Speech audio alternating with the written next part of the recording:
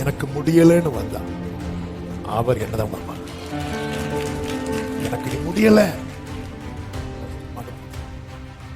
உங்களுக்கு நடத்துதல் இல்லையா? தரித்திரம். நாள் போனது, காலம் போனது, காத்திருக்க வைக்கிற கர்த்தரை கவலைப்படலைன்னு நாம எங்க கவலைப்படணும்? ஒன்றை மட்டும் மனதில் எழுதி கொள்ளுங்கள், நியாயத்திற்கு ஜெயம் கிடைக்க பண்ண வரைக்கும் அவர் நெறிந்த நாணலை முறிக்க மாட்டார், மங்கி எறிகிற திரியை அணைக்க மாட்டார். தரித்திரம் அவர் நடத்துவார். கையில ஒரு நூலை வச்சுட்டு, அந்த நூலு உன் ஆயுளை குறைப்பதற்கான நூல் அல்ல, உன் சம்பாத்தியத்தை குறைப்பதற்கான நூல் அல்ல, உன்னை பெருக பண்ணுவதற்கான நூல், உன்னை வளர பண்ணுவதற்கான நூல். தண்ணீர் அங்கே வந்து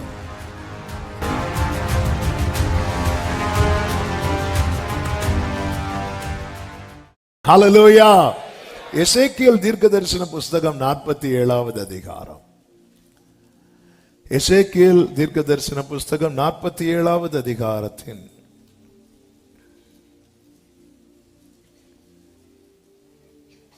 9வது வசனத்தை வாசிக்க கேட்கலாம். 47:9.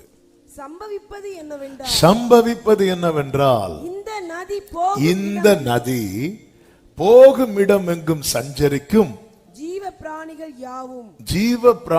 யாவும் பிழைக்கும். இந்த தண்ணீர் அங்கே வந்தபடியினால் வெகு ஏராளமான மச்சங்களும் உண்டாயிருக்கும். இந்த நதி போகும் இடம் எங்கும் உள்ள யாவும் ஆரோக்கியப்பட்டு. ஒரு விசை கூட கைகளை உயர்த்தி ஹல்லேலூயா. 2 நாட்களா இன்னொரு செர்மனை ப்ரிப்பேர் பண்ணி, நேற்று இரவு 11:30க்கு மேலதான் ஒரு செர்மன் அப்படி கம்ப்ளீட் பண்ணி ஆமேன் போட்டு வச்சுட்டு ஜெபம் பண்ணிட்டு இன்னைக்கு காலையில் எழும்பி பிரேயர் பண்ணிட்டு பைபிள் படிக்கும் போது நார்மலா தான் படிச்சுட்டு, ஆனா இதுல ஒரு வார்த்தை, இந்த தண்ணீர் அங்கே வந்தபடியினால் வெகு ஏராளமான மச்சங்கள்னா என்ன? மீன்கள் உண்டாயிருக்கும். இந்த தண்ணீர், இந்த வேர்டு காலையில இருந்து என்ன ரொம்ப டிஸ்டர்ப் பண்ணிட்டு இருக்கு. அப்படியே அந்த வேர்டை ஸ்கிப் பண்ணிட்டு நேற்றுள்ள செர்மனுக்கு தான் உள்ள போய் பார்த்தேன், முடியவே இல்லை. 9:15 வரை போராடிட்டு, அதுக்கப்புறம் ஓடி போய் 9:15 இல்லை. அந்த வேர்டை மைண்ட்லேருந்தே ஆண்டவர் தூக்கிட்டாங்க. அந்த வேர்டு லேப்டாப்ல இருக்கு, ஆனால் உள்ள இல்லை. ஆனால் இந்த வேர்டை வச்சு, இந்த தண்ணீர் அங்கே வந்ததினால், இந்த வார்த்தை என் ஜனங்கள்கிட்ட சொல்லிடு. பரிசுத்த ஆவியானவர் ஃபோர்ஸ் பண்ணி கொண்டே இருந்தார். இந்த தண்ணீர் அங்கே வந்ததினால் இதுவரை உண்டாயிராத பல காரியங்கள் உண்டாகும்படிக்கு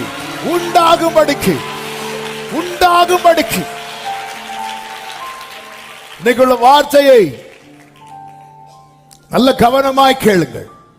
இந்த நதியை பரிசுத்த ஆவியானவரோடு ஒப்பிட்டு சொல்லப்பட்டிருக்கிறதை நமக்கு தெரியும். நன்றாய் தெரிந்த வேத பகுதி, அதிக முறை இந்த மேடையிலே பேசப்பட்ட பகுதி. 65வது சங்கீதத்திலே சொல்லப்பட்டிருக்கிறது. 9வது வசனத்திலே, தேவரீர் பூமியை விசாரித்து அதற்கு நீர் பாய்ச்சுகிறீர், தண்ணீர் நிறைந்த தேவ நதியினால் அதை மிகவும் செழிப்பாக்குகிறீர். இப்படி நீர் அதை திருத்தி அவர்களுக்கு தானியத்தை விளைவிக்கிறீர். அதன் வரப்புகள் தணியத்தக்கதாய், அதன் படைசால்களுக்கு தண்ணீர் இறைத்து மழைகளால் அதை கரைய பண்ணி அதன் பயிரை ஆசீர்வதிக்கிறீர். வரப்புகள் எல்லாம் தனியும். நம்முடைய வாழ்க்கையில நாம போட்ட வரப்புகள் உண்டு, சத்துரு போட்ட வரப்புகள் உண்டு. இவன் லைஃப்ல இதுக்கு மேல முன்னேறிடக்கூடாது, இதுக்கு மேல பாருங்க, அநேகருக்கு நிறைய முயற்சி பண்ணுவாங்க, ஆனா கைகூடி வரும்போது அங்க ஒரு வரப்பு இருக்கும், அடுத்த ஸ்டெப் போக முடியல. இந்த வரப்பு எப்பொழுது தனியும்? இந்த பெரிய பர்வதம் சமபூமி ஆகணும்னா அது பலத்தினாலும் அல்ல, அது பராக்கிரமத்தினாலும் அல்ல, அது தேவனுடைய ஆவியினாலேயே. தண்ணீர் வரணும், தண்ணீர் வந்தாதான் கண்ணீர் மாறும். ஹல்லேலூயா. பல கண்ணீர் மாறணும்னா வறண்டு ஆமே, ஒன்னும் பார்க்க முடியாம கண்ணீர் கண்ணீர் கண்ணீர். இதுவரை உன் வாழ்க்கை கண்ணீர் கண்ணீர் இருந்துச்சு, இன்று முதல் உன் வாழ்க்கை தண்ணீர் தண்ணீர் இருக்க போகிறது. ஆமென் சொல்றவங்க. அந்த தண்ணீர் அங்கே வந்ததினால், நான் இன்னும் செய்திக்குள் போகவில்லை, இந்த தண்ணீரின் விசேஷத்தை அறியணும். அது செழிப்பாக்குகிற தண்ணீர். வெறுமையும் ஒழுங்கின்மையுமான பூமியில தான் ஏதேன் என்னும் தோட்டத்தை உண்டாக்கினார். அந்த ஏதேன்ல ஒரு நதி இருக்கிறது. இந்த நதி செழிப்பாக்கும். ஆமென். ஏசாயா 27வது அதிகாரத்தில் சொல்லப்பட்ட கர்த்தருடைய தீர்க்க தரிசன வார்த்தை என்ன? 1வது வசனத்திலே, அக்காலத்தில் கர்த்தர் லிவியாத்தான் என்னும் நீண்ட பாம்பை, லிவியாத்தான் என்னும் கோணலான சர்ப்பத்தை கடிதும் பெரிதும் பலத்ததுமான, இதான் வரப்பு. இதை கர்த்தர் பட்டயத்தால் என்ன பண்ணுவாராம்? தண்டிப்பார். சமுத்திரத்தில் இருக்கிற வலு சர்ப்பத்தை கொன்று போடுவார். சத்தம் ஆமென் சொல்லுங்க பார்க்கலாம். அக்காலத்தில் நல்ல திராட்சை ரசத்தை தரும் திராட்சை தோட்டம் உண்டாயிருக்கும். அதை குறித்து பாடுங்கள். கர்த்தராகிய நான் அதை காப்பாற்றி அடிக்கடி அதற்கு தண்ணீர் பாய்ச்சி ஒருவரும் அதை சேதப்படுத்தாதபடிக்கு அதை இரவும் பகலும். ஆமென். ஆண்டவரே, ஆண்டவர்ட்ட கேளுங்க, தண்ணீர் வேண்டும். அந்த தேவ நதி.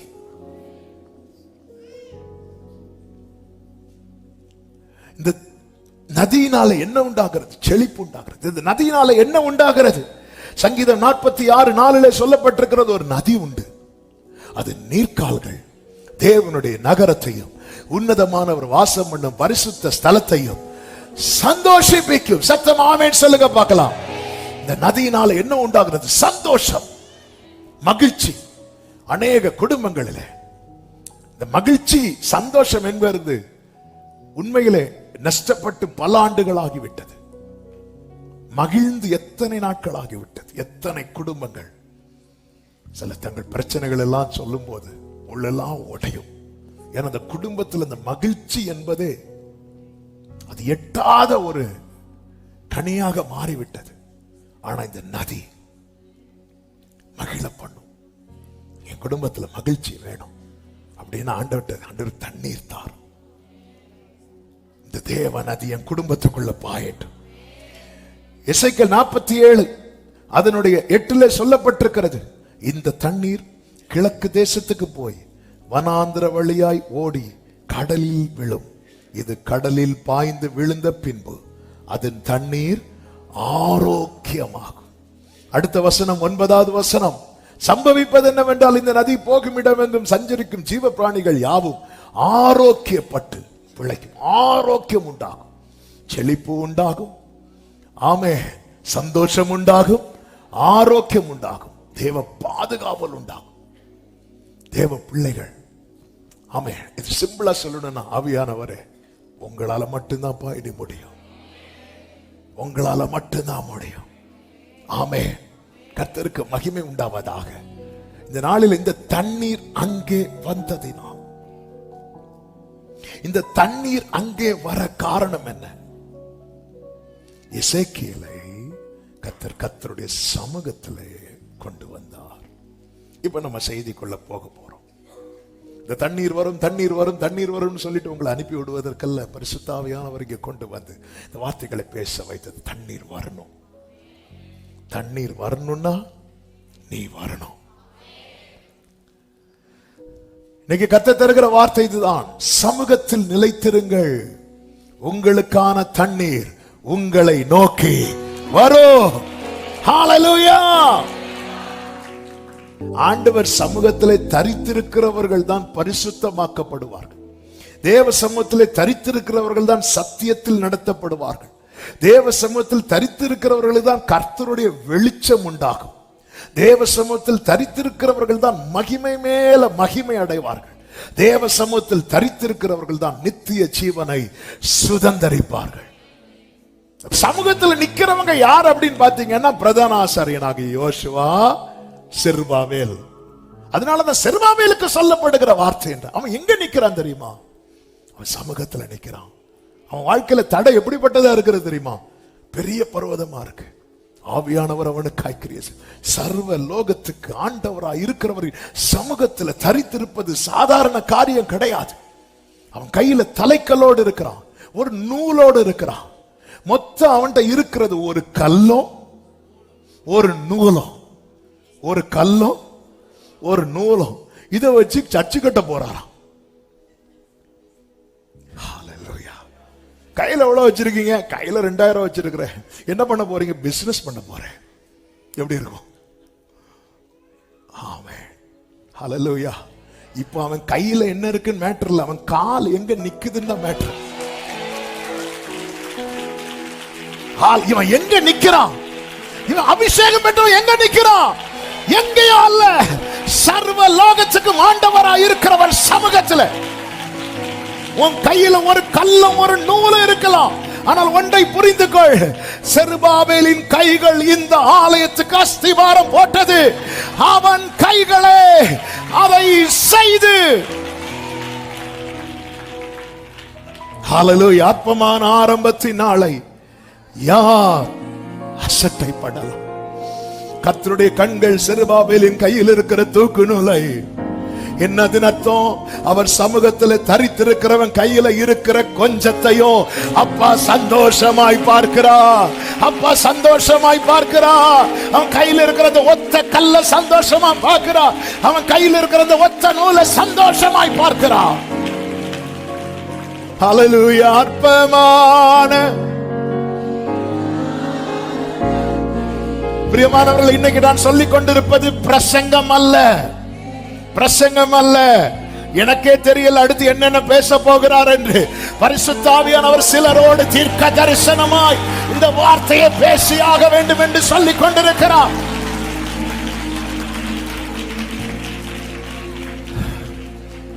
ஹல்லேலூயா. ஆமென், ஆமென். விழிப்படைந்து குத்து விளக்கப்பார், விழிப்படைந்து ஒளிவ மரச்சப்பார். ஹல்லேலூயா. உன்னை கர்த்தர் எங்க நிறுத்தியிருக்கிறார் என்பதை கண்களை திறந்து பார். உன்னை கர்த்தர் எங்கே வைத்திருக்கிறார் என்பதை கண்களை திறந்து பார், கண்களை திறந்து பார். Thank you Holy Spirit. ஆமென் சொல்லுங்க பார்க்கலாம். இந்த வெளிச்சம் இருந்ததுனாலதான் அபிஷேகம் பெற்ற தாவீது சொல்லுகிறார், நானோ சங்கீதம் 52:8 தேவனுடைய ஆலயத்தில் பச்சையான ஒலிவ மரத்தை போல இருக்கிறேன் சொல்லிட்டு அடுத்து சொல்வார் தெரியுமா? நான் என் கையில இருக்கிற கல்ல நம்பல, என் கையில இருக்கிற நூலை நம்பல, என் அடப்பையில் இருக்கிற கல்ல நம்பல, கோலியாத்தின் பட்டயம் அதை நம்பல. தேவனுடைய கிருபையை என்றென்றைக்கும் நம்பி இருக்கிறேன். எனவேதான் அந்த தலைக்கல்லோடு வரும்போது கிருபை உண்டாவதாக, கிருபை உண்டாவதாக. சரமச்சனலரே நீதியும் ஞானமும் ஓ இயேசுவே நீரே. பாடுங்க. நீதியும் இயேசுவே ஆதரவே அற்பமான சிரமமலதவன ஓ அசட்டை பண்ணாதவரே அன்பாயோரே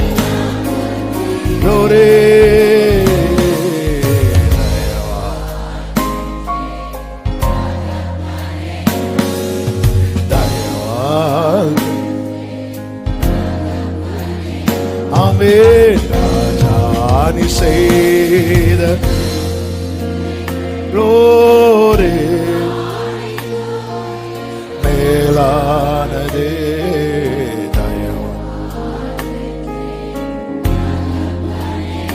ஆமென். தயவால் பெற்றேன். எரேமியா 11வது அதிகாரம் 16வது வசனத்தில் இப்படி சொல்லப்பட்டிருக்கிறது. 11:16 நல்ல கனி உண்டாயிருக்கிற நேர்த்தியும் பச்சையுமான ஒலிவ மரம் என்னும் பேரை கர்த்தர் உனக்கு இட்டார். ஒலிவ மரம்னாலே என்ன அடையாளம்? சமூகத்தில் தரித்திருக்கிறவர். கர்த்தர் உனக்கு வச்ச பேரை என்ன தெரியுமா? ஒலிவ மரம். பக்கத்துல பார்த்து ஒலிவ மரமே கூப்பிடு. ஹல்லேலூயா. ஆமென். அபிஷேக ஒலிவ மரம் ஆலயத்தில் நடப்பட்டவன், சமூகத்தில் வாழ்கின்றவன், அன்பையே நம்புபவன். வசனம்தான் வசனம்தான், ஓ பிரசனம்தான் தாகம் தீர்க்கும் தண்ணீர். வசனம்தான் ஓரலமதுனரே. ஆமே நீரே என் வெளிச்சமும், ஓ நீரே. சகரியா 4வது அதிகாரத்துல அந்த குத்து விளக்கை காணும் போது 2வது வசனத்தை பாருங்கள். அதன் உச்சியில் அதன் கிண்ணமும், அதன் மேல் அதன் 7 அகல்களும், அதன் உச்சியில் இருக்கிற அகல்களுக்கு போகிற 7 குழாய்களும் இருக்கிறது. 12வது வசனம், மறுபடியும் நான் அவரை நோக்கி 2 பொற்குழாய்களின் வழியாக தொங்கி பொன்னிறமான எண்ணெயை தங்களிலிருந்து இறங்க பண்ணுகிறவைகளாகிய ஒலிவ மரங்களின் 2 கிளைகள் என்னவென்று கேட்டேன். அவ குத்து விளக்குல இருக்கிறத எண்ணெய் அது எங்க போகுது அப்படின்னா ஒலிவ மரம். ஒலிவ மரத்திலிருந்து என்ன வெளிப்படுகிறதுனா அது எண்ணெய் வெளிப்படுகிறது. ஆண்டவர் சமூகத்தில் தரித்திருக்க தரித்திருக்க தரித்திருக்க அந்த அபிஷேகம் வெளிப்படுகிறது. அது எண்ணெயாய் வெளிப்படும், அது நதியாய் வெளிப்படும். இந்த நாள்ல பரிசுத்த ஆவியானவர் தருகிற செய்தி இதுதான். நீ தரித்திரு, தண்ணீர் வரும். நீ தரித்திரு, தண்ணீர் வரும். ஒரு விசை விருட்சங்கள் எல்லாம் சேர்ந்து ஒலிவ மரத்துக்கிட்ட போய் நீ எங்களுக்கு ராஜாவா இரு என்று சொல்லிச்சுதான். நியாயாதிபதிகளின் புஸ்தகம் 9வது அதிகாரம் அதனுடைய 8-9 வசனங்களை வாசியுங்கள். நியாயாதிபதிகள் 9:8-9 வசனங்கள். விருட்சங்கள் தங்களுக்கு ஒரு ராஜாவை அபிஷேகம் பண்ணும்படி போய் ஒலிவ மரத்தை பார்த்து நீ எங்களுக்கு ராஜாவாயிரு என்றது. நீ எங்களுக்கு ராஜாவா இரு என்றதும் அந்த ஒலிவ மரம் என்ன சொல்லுச்சு தெரியுமா? தேவர்களும் மனுஷரும் புகழுகிற எண்ணில் உள்ள, அடுத்த வார்த்தை பாருங்கள், என் கொழுமையை விட்டு. எல்லாரும் சொல்லுங்க பார்க்கலாம். என் கொழுமையை நான் விட்டு மரங்களை. அப்ப தேவன் என்ன எப்படி ஏற்படுத்தி இருக்கிறாரோ அதை விட்டு இனி ஒரு மேன்மை எனக்கு வேண்டாம். அதை விட்டு என் கொழுமையை நான் விட்டு, என்னை தேவன் இதற்காக தான் ஏற்படுத்தி இருக்கிறார். என்னை தேவன் இதற்காக ஆண்டவர் சமூகத்தில் நிற்கும்படி எனக்கு ஆண்டவர் ஏற்படுத்தி இருக்கிற. சாத்தான் நிறைய ஆஃபர் பண்றான் உன்னை ராஜாவாகும்படிக்கு. வனாந்திரத்தில் இயேசு 40 நாள் ஃபாஸ்டிங் இருந்தது. அவருக்கு என்ன உண்டாயிட்டு? பசி உண்டாயிட்டு. சாத்தான் ஆஃபர் பண்ணான் பாத்தீங்களா? நீ என்னை வணங்கினால் நான் எல்லாத்தையும் உனக்கு தருவேன். அப்பாலே போ சாத்தானிட்டார். என் கொழுமையை நான் விட்டு, என் கொழுமையை நான் விட்டு. பிரியமான கர்த்தருடைய பிள்ளைக்கு நிறைய ஆஃபர் வைக்கிறான் சாத்தான். ஆமே. அதனால பாருங்க, இன்னைக்கு ஆண்டவர் சமூகத்தில் இருக்கிறத ஆப்ஷனா வைக்கிறோம். நம்ம பண்ற பெரிய தப்பு. ஆண்டவர் சமூகத்தில் இருக்கிறது நீ தரித்திருக்க தரித்திருக்க பெரிய பர்வதம் சமபூமி ஆகும். நீ தரித்திருக்க தரித்திருக்க கிருபை உண்டாகும். நீ தரித்திருக்க தரித்திருக்க தண்ணீர் வரும். நீ தரித்திருக்க தரித்திருக்க அற்பமான ஆரம்பம் அற்புதமான ஆரம்பமாய் மாறும். ஆமென் சொல்லுங்க பார்க்கலாம். எரேமியா 31வது அதிகாரத்தில் என்ன சொல்லப்பட்டிருக்கிறது? அழுகையோடும் விண்ணப்பத்தோடும் வருவார்கள். 12வது வசனம், அவர்கள் வந்து சீயோனின் உச்சி, சீயோன் அவருடைய சமூகம், அந்த உச்சியிலே கம்பீரித்து கர்த்தர் அருளும் கோதுமை, திராட்சரசம், எண்ணெய், ஆட்டுக்குட்டிகள், கன்றுக்குட்டிகள் என்பவைகளாகிய இந்த நன்மைகளுக்காக ஓடி வருவார்கள். அவர்களுடைய ஆத்துமா நீர் பாய்ச்சலான, அது அர்த்தம் நீ வா நான் தண்ணீரை தாரேங்கிறார். அவர்கள் இனி தொய்ந்து போவதில்லை. அப்பொழுது கன்னிகைகளும் வாலிபர்களும் முதியோரும் கூட ஆனந்த களிப்பாய் மகிழுவார்கள். நான் அவர்கள் துக்கத்தை சந்தோஷமாய் மாற்றி அவர்களை தேற்றி அவர்கள் சஞ்சலம் நீங்க அவர்களை சந்தோஷப்படுத்துவேன். ஆசாரியர்களின் ஆத்துமாவை கொழுமையானவைகளால் பூரிப்பாக்குவேன். என் ஜனங்கள் நான் அளிக்கும் திருப்தி. கைகளை உயர்த்தி சத்தமா ஆமென் சொல்லுங்க பார்க்கலாம். திரும்புங்கள். ஆண்டவரே, நாங்க மோவாபில இருந்தாலும் உங்களை தான் நினைச்சிட்டு இருக்கிறோம். நீ நினைச்சிட்டே திரும்பு. இளையகுமாரன் பன்றி கூட்டத்தின் நடுவில் இருந்து தகப்பனையும் தகப்பன் வீட்டையும் நினைத்தானாம். நினைச்சிட்டு விடல. அவன் எழுந்தான், தகப்பனிடம் திரும்பினான், என்னை ஆலயத்துக்கு திரும்பி வர பண்ணினார். உங்களுக்கு நடத்துதல் இல்லையா? தரித்திருங்க. நாள் போனது, காலம் போனது. காத்திருக்க வைக்கிற கர்த்தரை கவலைப்படலைன்னு நாம எங்க கவலைப்படணும்? ஒன்றை மட்டும் மனதில் எழுதி கொள்ளுங்கள். நியாயத்திற்கு ஜெயம் கிடைக்க பண்ணும் வரைக்கும் அவர் நெறிந்த நாணலை முறிக்க மாட்டார், மங்கி எறிகிற திரி அணைக்க மாட்டார். பின்னும் 1000 முழம் அளந்து என்னை தண்ணீரை கடக்க பண்ணினார் என்று 4வது வசனத்தில் இருக்கிறது. அங்கே தண்ணீர் இடுப்பளவா இருந்தது. தண்ணீர்ல இறங்குறார். கடக்க பண்ணினார்னா அதுக்குள்ள இறங்குறார். தண்ணீர்ல யாரை நம்பி இறங்குறார் பாத்தீங்களா? நடத்துகிறவரை நம்பி. ஆண்டவர் ஆண்டவருடைய நடத்துதல் வந்ததுக்கு அப்புறம் நீங்க அவரை மட்டும்தான் நம்பணும். உலகம் சொல்லும் முங்கிட்டு இருக்கேன்னு சொல்லும். இல்ல, கர்த்தர் நடத்துகிறார். தண்ணீரில் அமிழ்த்தினார் என்றல்ல, தண்ணீரை கடக்க பண்ணினார். நீ தண்ணீரை கடக்கும் போது நான் உன்னோடு இருப்பேன். கர்த்தரை நம்பி மேய்ப்பன் ஆடுகளை வெளியே விட்ட பின்பு அவைகளுக்கு முன்பாக செல்லுகிறான். இந்த மேக ஸ்தம்பம் நமக்கு முன்னாக போகும்போது என்ன வனாந்திரத்துல நடத்துகிறாரு, என்ன மாறா கிட்ட கொண்டு வராரு, என்ன சூர் வனாந்திரத்துல சுத்தம் பண்றாரு. இப்படி எல்லாம் பார்க்க கூடாது. அவரை பார்த்துட்டு அளந்துட்டு போயிட்டே இருக்கும். இதுல இன்னொரு ஆச்சரியமான காரியம் என்னன்னா, இக்கரையிலும் அக்கறையிலும் ஏதாவது இருக்குதான்னு இந்த எசேக்கியேல் கண்ணை திருப்பி பார்க்கவே இல்லை. அவர் பார்த்தது மொத்தம் 3 காரியம் தான். 1 தூதனை, 2 தூதன் கையில் இருக்கிற நூலை, 3வது தண்ணீரை. இதை விட்டு போக்கஸ மாத்தாதீங்க. விருட்சங்கள் உண்டாக்கப்பட்ட பிறகு அவரே கூப்பிட்டு காட்டி தருவார். மனுபுத்திரனே, இவைகளை கண்டாயா என்று ஆமென் சொல்லுங்க பார்க்கலாம். நீ நம்பி கால் எடுத்து வை. நன்றாய் புரிந்து கொள்ளுங்கள். கர்த்தரால் நடத்தப்படுகிறவர்கள் வாழ்க்கையிலே தேவன் உயர பண்ணுகிற தண்ணீரால பாதிப்பு உண்டாகாது. ஆமென். கர்த்தர் பிடியில் இருக்கிறவன் வாழ்க்கையில தண்ணீரின் அளவு அதிகரிக்கிறது என்றால் அது அவனை அமிழ பண்ணுவதற்கல்ல, அது அவனை உயர பண்ணுவதற்கு. ஜலப்பிரளயம் வந்ததல்லவா, ஜனங்கள் எல்லாரும் அழிந்தார்கள் அல்லவா. நோவா எங்கே இருக்கிறான்? கர்த்தருடைய பிடியில் இருக்கிறான். ஆதியாகமம் 7வது அதிகாரம் அதனுடைய 17-18 வசனங்களிலே பார்க்கும்போது, ஜலப்பிரளயம் 40 நாள் பூமியின் மேல் உண்டான போது ஜலம் பெருகி பேழையை கிளம்ப பண்ணிட்டு அது பூமிக்கு மேல் மிதந்தது. ஜலம் எப்படி மாறிச்சு? அடுத்த வசனம், பெருவெள்ளமாகி பூமியின் மேல் மிகவும் பெருகிற்று. அடுத்த வார்த்தை என்ன சொல்லப்பட்டிருக்கிறது? பேழையானது ஜலத்துக்குள் அல்ல, ஜலத்தின் மேல் மிதந்து கொண்டிருந்தது. இது 1 பேதுரு 3வது அதிகாரம் 20வது வசனத்திலே சொல்லப்பட்டிருக்கிறது. அந்த பேழையிலே சிலராகிய 8 பேர் மாத்திரம் பிரவேசித்து ஜலத்தினாலே saved by water.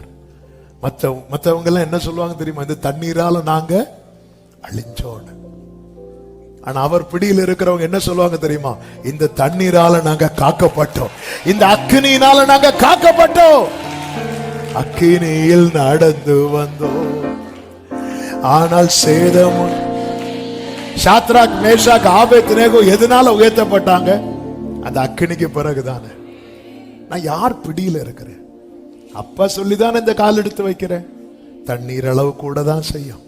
ஆனா எனக்கு ஒன்று தெரியும், என் வாழ்க்கை படகு அதற்குள்ளல்ல, அதற்கு மேலதான் இருக்கும். ஆமென் சொல்லுங்க பார்க்கலாம்.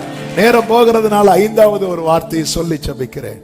ஆண்டவர் சமூகத்தில் இருக்க 5வது ஒரு முக்கியமான காரியம், நீ போதும் என்று அவரிடம் சொல்லாதே. என்ன போதும்னு தெரியுமா? எனக்கு இந்த வாழ்க்கை போதும், இப்படி மட்டும். அதாவது கடக்க முடியாததா இருந்துச்சு. 47:5 அங்கே நான் கடக்க கூடாத நதியா இருந்தது. என்னால இதை ஃபேஸ் பண்ண முடியாது, கடக்க முடியாதுன்னு வரும்போது நம்ம எல்லாருமே சொல்லுகிற வார்த்தை என்ன தெரியுமா? போதும்.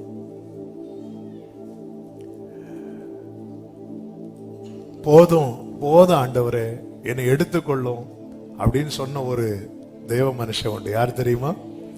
எலியா. ஏன்னா தாங்க முடியல. ஏற்கனவே 3 வருஷம் ஒளிச்சிருந்தாச்சு. இப்ப வெளியே வந்ததுக்கு அப்புறம் ஏசபேல் கொலை செய்வேன்னு நிக்கிறான், வெறியா இருக்கிறான்.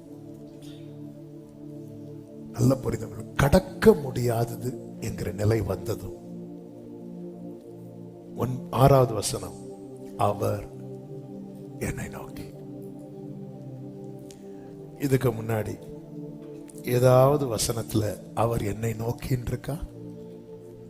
என்னை கடக்க பண்ணினார் இருக்கும். ஆனா என்னால நீ முடியலன்னு வரும்போது அவர் என்னை நோக்கி. ஆமென். எனக்கு முடியலன்னு வந்தா அவர் என்னதான் பாப்பார். எனக்கு நீ முடியல வந்துட்டு, மனுபுத்திரனே இதை கண்டாயா? இவர் எதை பார்த்துட்டு இருக்கிறார் தெரியுமா? கடக்க முடியாததை பார்த்துட்டு இருக்கிறார். ஆனா அவர் எதை காட்டுறார் தெரியுமா? அடுத்த வசனம், அவர் நான் நடந்து வருகையில் இதோ நதியோரத்தில் இக்கரையிலும் அக்கரையிலும் வெகு திரளான இந்த விருட்சங்கள் எதனால வந்துச்சு? தண்ணீரினால. இந்த தண்ணீரின் அளவு பெருகினதும் எசேக்கியேலுக்கு என்ன பண்ண முடியல? கடக்க முடியல. ட்ரை பண்ண மூச்சு முட்டிடும். சில மூச்சு முட்டுற அளவுக்கு சில காரியத்தை கர்த்தர் அனுமதிப்பார். அதுக்கப்புறம் கர்த்தர் எதை காட்டி தருவார் தெரியுமா? உன்னை எந்த இடத்துல அடக்கம் பண்ண போறாங்கல்ல, மனுபுத்திரனே இதை கண்டாயா? நதியோரத்தில் இக்கரையிலும் அக்கரையிலும் வெகு திரளான. இந்த திரளான விருட்சம் எப்படி வந்தது? தண்ணீர் அங்கே வந்ததினால். தண்ணீர் அங்க வர காரணம் என்ன? நீ அவர் சமூகத்திலே நின்றதினால். சமூகத்தில் திரும்பி வாங்க, அப்பா கிட்ட திரும்பி வாங்க, தரித்திரங்கள், அவர் நடத்துவார். அவர் கையில ஒரு நூலை வச்சிட்டு இருக்கிறார். அந்த நூலு உன் ஆயுளை குறைப்பதற்கான நூல் அல்ல, உன் சம்பாத்தியத்தை குறைப்பதற்கான நூல் அல்ல, உன்னை பெருக பண்ணுவதற்கான நூல், உன்னை வளர பண்ணுவதற்கான நூல். தண்ணீர் அங்கே வந்தது. சமூகத்தில் தரித்திருங்கள். பலத்தால இனி முடியுமா? சான்ஸே கிடையாது. பராக்கிரமத்தினால ஆண்டவர் சொல்லுங்க, என்னுடைய ஆவியினாலே. எத்தனை பேர் நம்புறீங்க? என் கண்ணீர் அவர் சமூகத்திலே நான் ஊற்றுவேன். அப்பா சமூகத்தில் இருந்து தண்ணீர் ஊற்றப்படும். அந்த தண்ணீரினால் என் வாழ்க்கை ஆரோக்கியப்பட்டு பிழைக்க போகிறது. சத்தம் ஆமென் சொல்லுங்க பார்க்கலாம். எல்லாரும் அப்படி எழுந்து நிற்கலாமா? ஹல்லேலூயா, ஹல்லேலூயா. ஜீவ தண்ணீரே, ஆவியானவரே, வற்றாத நதியாக வாரும் போதகரே. ஜீவ தண்ணீரே, ஆவியானவரே, வற்றாத நதியாக வாரும் போதகரே. வறுமையா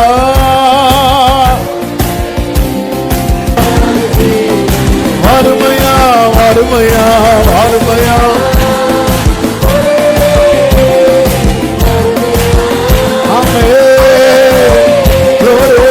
வற்றாத ஜீவ நதியாக. ஜீவ தண்ணீரே, ஜீவ தண்ணீரே, ஆவியானவரே, உங்க சமூகத்தில் நிற்கிறவர்களா, தரித்திருக்கிறவர்களை மாற்றுங்கப்பா. இந்த தண்ணீர் எங்கள் வாழ்க்கையில வரட்டும். கர்த்தராகிய நான் அதை காப்பாற்றி அடிக்கடி நீர் பாய்ச்சுவேன் சொன்னீங்களேப்பா. ஜீவ தண்ணீரே, ஒவ்வொருடைய வாழ்க்கையிலும் இந்த தண்ணீர் வரட்டும். இந்த தண்ணீர் வரட்டும். இந்த தண்ணீர் வந்ததினால் என் வாழ்க்கை செழித்தது என்று சொல்லத்தக்கதாக பரலோக நதி, தேவ நதி ஒவ்வொருடைய வாழ்க்கையிலும் இந்த தண்ணீர் வந்ததினால், இந்த தண்ணீர் வந்ததினால், இந்த தண்ணீர் அங்கே வந்ததினால், இந்த தண்ணீர் அங்கே வந்ததினால், இந்த தண்ணீர் அங்கே வந்ததினால் ஷரபலா தடரபா உடரபா ஷதரபா, இந்த தண்ணீர் அங்கே வந்ததினால் பாதத்தோடு கேள். உன் வாழ்க்கையிலே அவருடைய தண்ணீர், செழிப்பை உண்டாக்குகிற தண்ணீர், ஆரோக்கியத்தை வரப்படுகிற தண்ணீர், சந்தோஷமிக்கிற தண்ணீர். Jesus, Jesus, Jesus, Jesus, Jesus, Jesus, Jesus. நதி பாயட்டும், நதி பாயட்டும். ஓ தேவரீர் பூமியை விசாரித்து அதற்கு நீர் பாய்ச்சுகிறீர். தண்ணீர் நிறைந்த தேவநதி, தண்ணீர் நிறைந்த தேவநதி. இந்த நதி வந்ததினால் இதுதான் உங்க சாட்சி, இதுதான் உன்னுடைய சாட்சி. இந்த நதி வந்ததினால், இந்த நதி வந்ததினால் ஷரமகலபதரா சத்தனலரே ரிமகடரோ அந்தனலரே. ஹல்லேலூயா. இதுதான் தேவ பிள்ளையை நம்முடைய சாட்சியா இருக்க போகிறோம். இந்த நதி வந்ததினால்,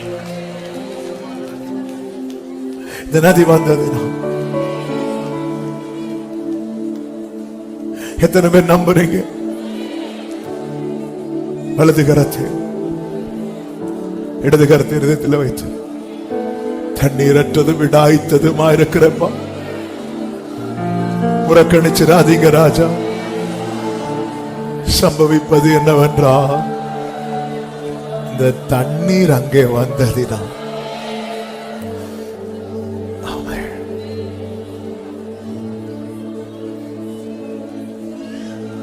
நம்பி இருக்கிறேன்.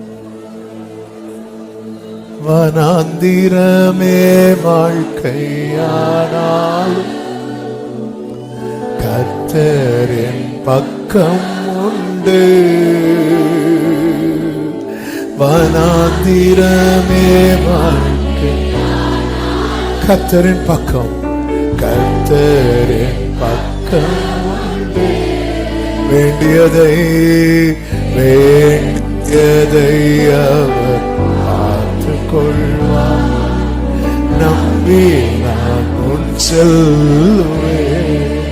வேண்டியதை வேண்டிய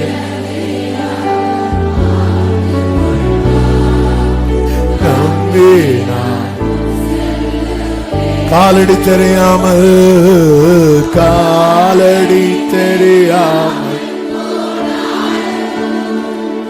கர்த்தரின் முன்னே உண்டு. காலடி தெரியாமல் கர்த்தரின் முன்னே உண்டு. சமுத்திரம் ஒதுக்கி வழிகாட்டுவார். சமுத்திரம் ஒதுக்கி நம்பி நான் உன் செல்லுவேன். சமுத்திரம் ஒதுக்கி நம்பி நான் முன்னாடி செல்வேப்பா. சொல்லுங்க, இயேசுவை நம்புவேன், இயேசுவை நம்புவேன். நாளெல்லாம் நான் பின்பற்றுவேன். என்னை அவரிடம் ஒப்படைத்தேன். வெட்கப்பட்டு அந்த தண்ணீர் வரும். நீ காற்றையும் காணவில்லை, மழையும் காணவில்லை, ஆனால் ஏற்ற சமயத்தில் உன் வாய்க்கால்கள் நிரம்பும்படியான தண்ணீரை பரலோக தேவன் வரவழைப்பார். ஆமென்.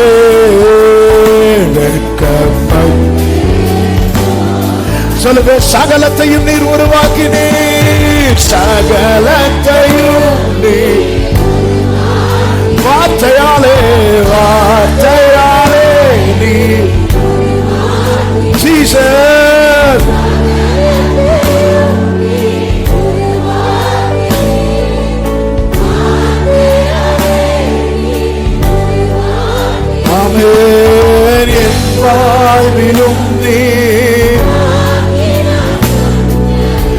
கரத்தினால் செய்து நிறைவேற்றுவே.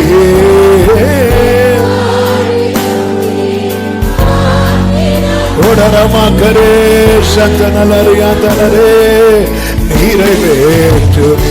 உங்க கைகள் எங்க சாட்சி மாற போகிறது. அந்த தண்ணீர் வந்ததினாலே, அந்த தண்ணீர் வந்ததினாலே வெகுதியான மச்சங்கள் உண்டாயிட்டு. இயேசுவின் நாமத்திலே, இயேசுவின் நாமத்திலே உங்களுடைய வாழ்க்கையும் இப்படி சாட்சியாய் மாறட்டும் ஆண்டவரே. ஆமென். உம்மால் கூடாத ஹல்லேலூயா இயேசுவா. அப்பாவை பார்த்து சொல்லுவோமா, நல்லவரே நல்லவரே வல்லவரே. கைகளை அசைத்தாராதனை ஆராதனை.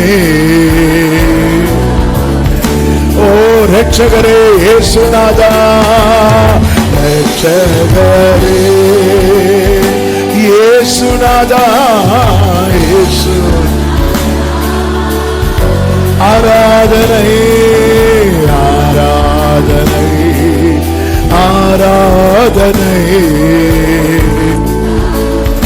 கைகளை சேர்த்து ஹல்லேலூயா பாடு.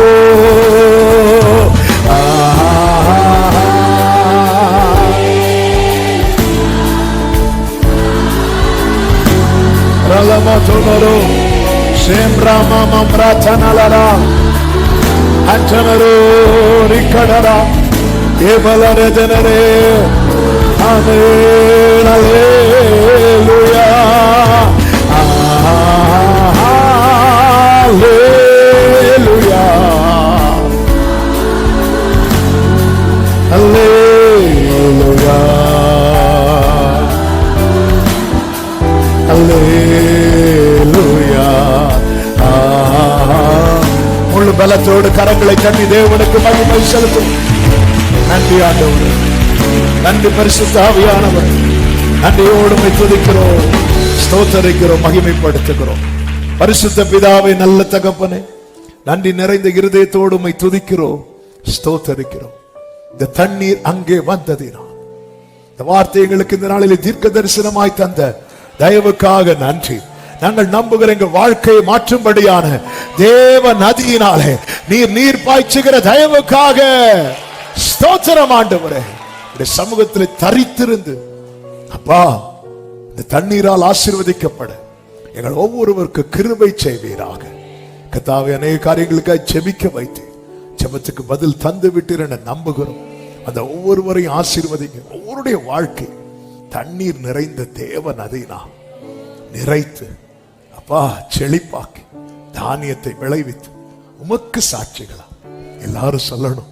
அந்த தண்ணீர் வந்ததினால், அவரால், பரிசுத்த ஆவியானவரால், எங்கள் தேவனால் எங்களுக்கு இந்த காரியம் கைகூடி வந்ததென்று பிள்ளைகளை சாட்சியாய் சொல்ல வைப்பீராக. இயேசுவே, நீர் எங்களில் மகிமைப்படுவீராக, மகிமைப்படுவீராக.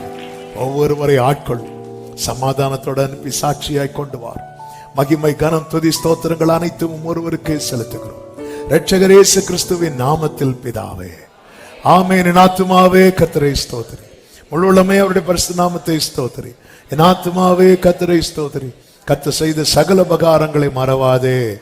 ஆமென். நம்முடைய கர்த்தராகிய இயேசு கிறிஸ்துவின் கிருபையும் பிதாவாகிய தேவனுடைய அன்பும் பரிசுத்த ஆவியானவருடைய ஐக்கியமும் சிநேகமும் பாதுகாவலும் நம் அனைவரோடும் எல்லா பரிசுத்தவான்களோடு கூட கர்த்தருடைய வருகை மட்டும் தங்கி இருப்பதாக. ஆமென். ஹல்லேலூயா. God bless you. கர்த்தர் உங்களை ஆசீர்வதிப்பாராக. ஆமென்.